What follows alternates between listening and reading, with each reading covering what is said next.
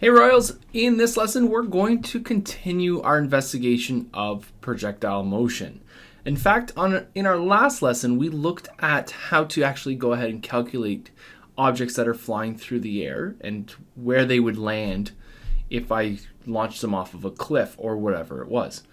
In this lesson we're going to look at impact velocity. So how fast does the object hit the ground? Okay, so before we get any further, I've put together kind of a short summary of the concepts that we have learned so far. So here it is. So up to this moment, we've talked about the accelerations both horizontally and vertically.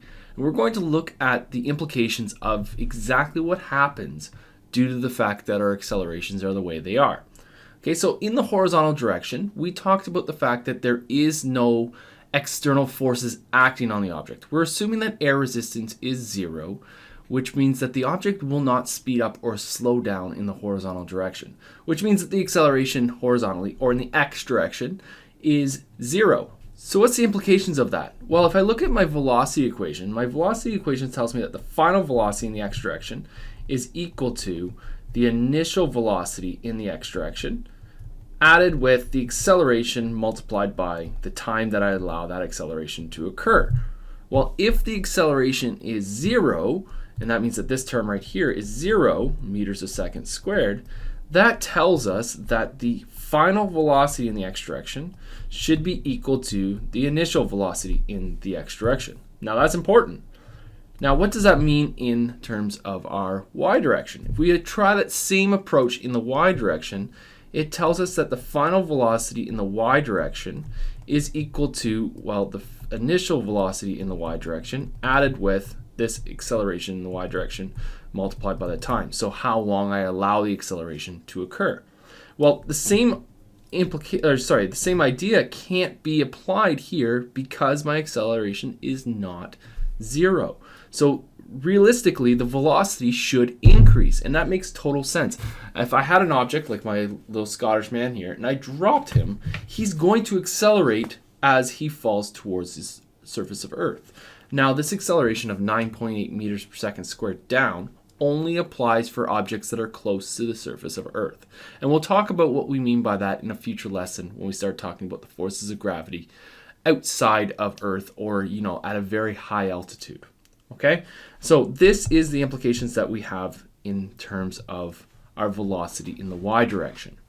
Okay, so let's go back to our discussions here in our lesson for today and look at impact velocity.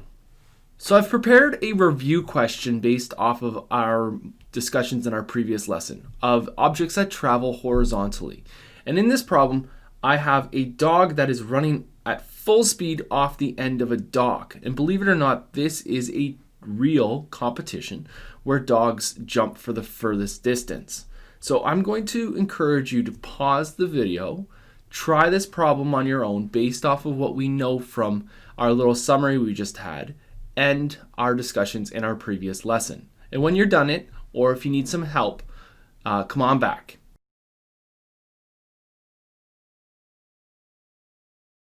So here's my solution to the problem. So I first drew a picture of exactly what was happening in the question. So I drew a purple dot to represent the dog as they run horizontally off of our dock. I drew the initial height of the dock as 0.61 meters up from the water, which means that I defined the height of the water as 0 meters. That is entirely up to you, where you want to set your 0 points. So for me, the 0 points were the moment that the dog leaves the dock horizontally would be a 0 distance, and the water would be my 0 height. Okay, I've listed the x acceleration is 0 meters a second, and I've listed that the y acceleration is 9.8 meters per second. And like we did in our previous examples, we want to try to find the time that the dog is actually in the air. Because if I can determine how long the dog's in the air, that's the piece of information that connects my horizontal or my x direction with my vertical direction or the y direction. Okay, so I'm going to go ahead and use one of our kinematics equations that allows me to determine the time that the dog is in the air. And I purposely picked this one here because it does not require me to know the final velocity of the dog. It requires me to know the initial velocity vertically of the dog, which is 0 because they're just traveling perfectly horizontal, which means that their vertical is 0. And I know the acceleration in the y direction. So if the vertical initial velocity is 0, this term here becomes 0. Okay, so that allows me to rearrange my equations. I changed the 0.61 meters upwards as the final or the initial height to be 0.61 down. Because of the negative and the up, I was able to make it downwards. And I notice that all of my terms are downwards vectors, which makes me happy. And when I get to this point, I have to take the square root. And we remember from math class that a square root leaves us two possible solutions. And one will be a positive solution and one will be a negative solution. And we should state both of them. Except that in physics, we know that one of these does not make sense. The negative solution won't make sense because it would imply that the dog hit the water in a negative amount of time. So we can write down here that it's inadmissible, meaning it is an answer mathematically, but physics-wise, it doesn't exist. Okay, so now that I have my time, what can I do with it? Well, I can use it to connect to the horizontal direction. So I'm using that value to determine the range or how far the dog travels. So that's moving up into this, what I've called 2 on my solution. So I've said I'm going to use the same type of kinematics equation, and I'm choosing this one because the acceleration is 0, and it has my time built into it and my initial velocity in the x direction. So remember, the initial velocity in the x direction is the same as the final velocity in the x direction in the absence of air resistance. And I'm going to substitute in the numbers that I know. So I have 8.5 meters per second to the right, and I'm basing that off the fact that the picture that the dog is running towards the right. And multiply it by 0.35 seconds. When I do that, I get an answer of 3 meters. So this dog launched itself through the air horizontally off the end of the dock, and it traveled 3 meters before it hit the water. So there's a full solution for me on how I would answer this type of question.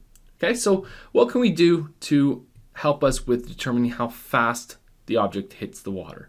Well, let's review a couple key points again. So the horizontal velocity remains constant, and that to us meant v1x is equal to v2x. The initial and final velocities have to remain constant. The vertical velocity changes at a rate of 9.8 meters per second, and I'm going to put downwards here just to remind myself that it is in fact accelerating downwards. And it tells us that the final velocity in the y direction, and here it's talking about the v being vertical, so we'll think vertical or y, they're both up and down. V2 final, v vertical final is equal to the initial vertical velocity plus the acceleration times time, all in the vertical direction. So that tells us that we can determine the final velocity of our object. Okay, so looking at the picture on the right then, I have this situation here. I have the horizontal velocity should remain constant, and the vertical velocity should change based off of how long I allow it to sit in the air. That is my two components for velocity, of the final velocity. So if I can determine those two components, then sure enough, I can determine the hypotenuse or the magnitude of our final velocity. And doing that, we will just simply use our Pythagorean theorem to determine the hypotenuse of our right triangle, because it should always be a right triangle, because horizontal and vertical should always be 90 degrees to each other. And I can actually go ahead and determine the angle in here, and using primary trig ratios, I can say that it would be the opposite side, so the vertical piece, divided by the horizontal piece with a tangent trig function will give me the angle at which it impacts the water, if I'm assuming that this car is driving off and hitting some water. Okay? Now, we can use this summary to aid us in determining our impact velocity of objects. So I have a problem here. So this is our first example together dealing with impact velocity. I'm going to throw a ball off a cliff, and I'm going to throw it horizontally at 15 meters a second. I want to know how fast, or what's the impact velocity of the ball if it hits the ground 4 seconds later. So I've made a table here for at 0 time, 1 second, 2 seconds, 3 seconds, and 4 seconds. And what I want you to do is I want you to fill in this table as best you can with the horizontal velocity at 0 seconds, the horizontal velocity at 1 second, the horizontal velocity at 2 seconds, and so on all the way to the end. I also want you to determine the vertical velocity of the object as it moves across from 0 seconds to 4 seconds. And use Pythagorean theorem to determine the resultant speed of it. Notice that I said speed and not velocity, because the moment I throw these absolute bars on here, there is no direction associated with my measurement, which means that velocity without direction becomes speed. Okay, and then we can actually determine the angle. That's the angle inside right here of the projectile as it's flying through the air. And I want you to determine how fast is it hitting the ground. So how fast velocity-wise is it hitting the ground? Well, that should be made up of how fast the speed is and the angle at which it hits the ground. So go ahead, pause the video, try to fill in this table yourself, and then come on back and check your answers with mine.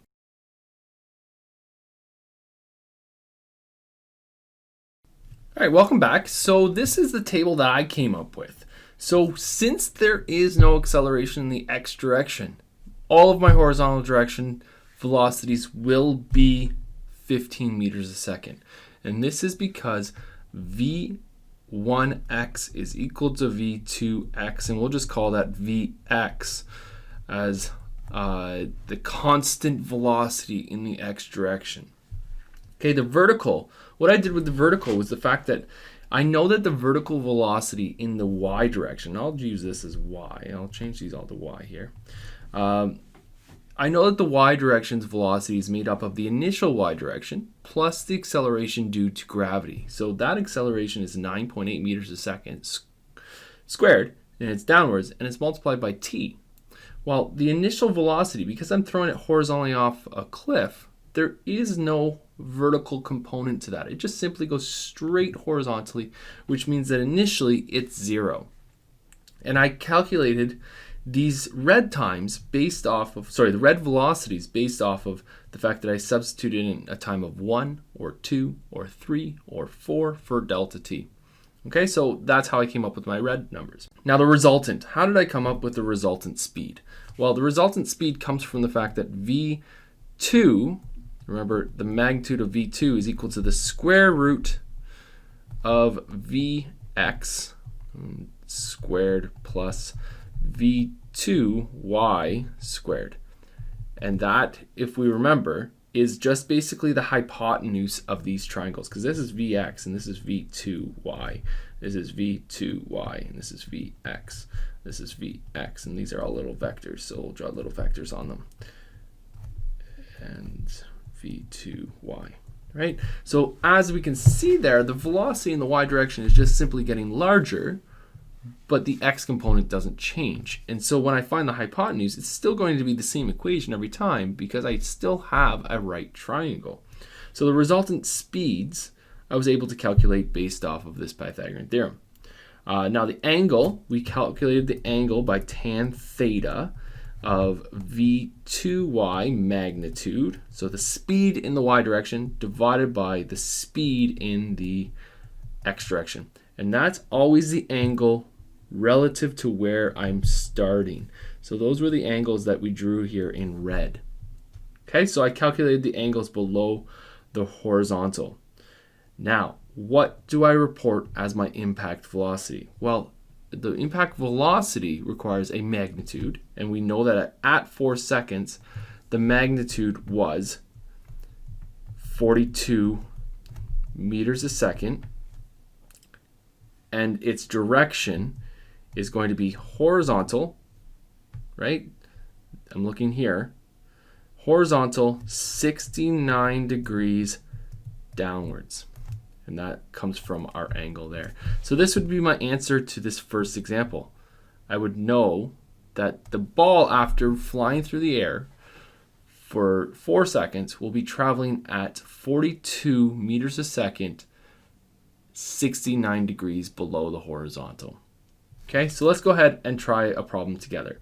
So a rock hits the ground with an impact velocity of 25 meters a second, 22 degrees below the horizontal. So let's go ahead and draw what that looks like. So it's doing this. There's our rock hitting the ground, and it's made up of a x component and a y component. So if we draw on our components here, we get that this will be Vx, and this will be Vy, and this will be 2, and that will be its final, and then velocity in the final is given to us by this V2. Now the angle was 22 degrees, and the magnitude of V2, the magnitude of V2 is 25 meters a second.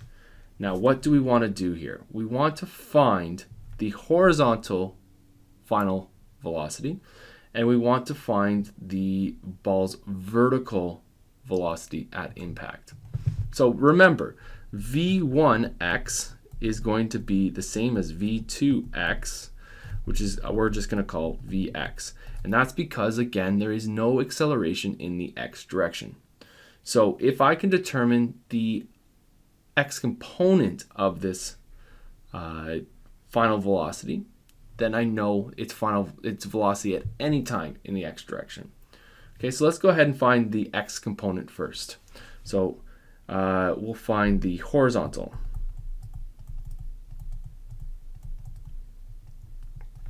So horizontal, if we were to set this up, I'm going to say cosine of theta is going to be adjacent. We'll call that one Vx, because we know that Vx is the same as V2x, divided by hypotenuse, so that's the magnitude of our vector. And I'm going to multiply both sides by my V2 magnitude. So I get the magnitude of V2 multiplied by cosine theta is equal to Vx in the final. Okay, so let's substitute in what we know. We have 25 cosine of 22 degrees is my Vx. If I multiply that through, I get a number of 23.2 meters per second.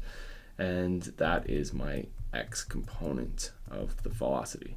Okay, so I can say, therefore, Vx is 23.2 meters a second, and we know that it's going in that direction based off my drawing. Okay, so let's go ahead and calculate the vertical. I'll do the vertical in red here. So vertical, we have, all right, so sine theta is going to be opposite, okay, so the magnitude of V2y divided by hypotenuse, V2, and I'm going to multiply both sides by the denominator there, magnitude of V2.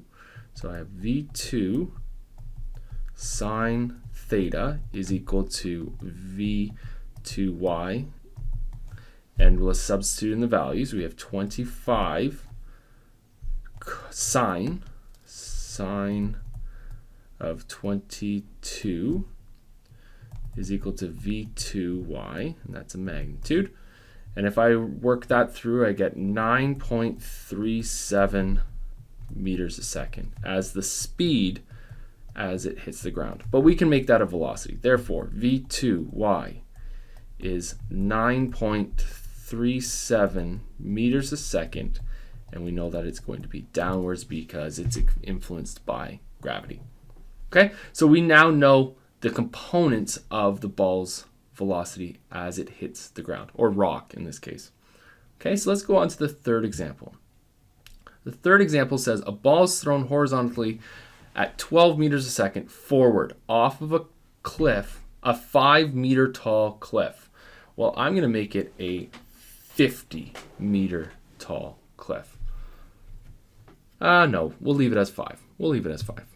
So I'm going to draw my picture here. So I have a cliff. I'm going to say that the ball is coming off of here horizontally at v1x. Its initial x velocity is 12 meters a second, and I'm going to say that direction is forward. Okay? I'm going to switch it up. Every single time so far, I've used the ground as y equals 0. I'm going to say its initial height is going to be its position of 0, which means that the ground that it hits at is going to have d2y, and we'll call that 5.0 meters, and we'll call it downwards. Right? What else do we know? We know that the acceleration in the y direction is 9.8 meters per second squared downwards. I know that the x direction's acceleration is 0 meters a second squared. And I want to find out for a part how long it's in the air. Okay, so let's determine how long it's in the air. So I need to find delta t. Okay, so I'm going to pull out one of my kinematics equations. I'm going to say the change in the y direction as its displacement in the y direction is equal to the v1y, the initial velocity in the y direction, multiplied by the time, plus 1/2 of ay delta t squared. And so I've pulled out this equation for our kinematics. And why did I do that one? Well, the initial velocity in the y direction is 0. So this allows me to make that term 0 and allows me to solve for the time much easier. So now I'm only down to one time piece. So delta dy is d2y, the position final minus the position initial, is equal to, well, 0 plus 1/2 of ay delta t squared. Its final position was 5 meters downwards. Its initial position, I picked it as 0, is equal to 0 plus 1/2 of 9.8 meters per second squared downwards as well, multiplied by this time that I'm looking for. Okay, so 5 minus 0 is still 5. 5.0 meters downwards is equal to half of 9.8 is 4.9 meters per second squared, and that's downwards, delta t squared. And everything is pointing downwards, which makes me happy. I'm going to divide both sides by 4.9 meters per second squared downwards. So I'm going to divide this side by 4.9 meters per second squared downwards. And what do I get? Well, I get a value of, once I've taken the square root, I get plus or minus 1.01 seconds. Now remember, we are actually getting two answers because I'm taking the square root. So I have to identify that this answer that is negative is inadmissible, meaning inadmissible, which means that it is a mathematical answer. However, physics-wise, it is not valid. I can't have a negative time. Okay, so that is the answer that I'm going to come up with for a part. So I'm going to say delta t is 1.01 seconds, and that's my answer for A. Okay, so let's move on to B. So B's question says, what did B say? B is asking us, what is the ball's vertical velocity at the moment that it hits the ground? So I want v2y. How fast, well, it's not 0. How fast is it hitting the ground at? Okay, so I'm going to use one of my kinematics equations that allows me to find v2y. And it tells me v2y is equal to v1y plus a delta t, ay delta t. And I'm choosing that one, again, because this velocity is 0, and it allows my equations to be much easier for me to use. So v2y vertical is 9.8 meters per second squared downwards, multiplied by this 1.01 seconds. And that's because this term here was 0. So using this idea, I can say that the velocity vertically, and I didn't clear my calculator, I'm going to come out to 9.898 meters per second downwards, but I will report that as 9.9 meters per second downwards. Okay, so for future calculations, if I need this, I'm going to use this line, but I will report it to two significant figures as my last line here, and I'll make my decimal a little bit bigger. Okay, so C part. What does C part ask us? C is asking, what is the impact velocity of this ball as it hits the ground? So let's go ahead and deal with C here.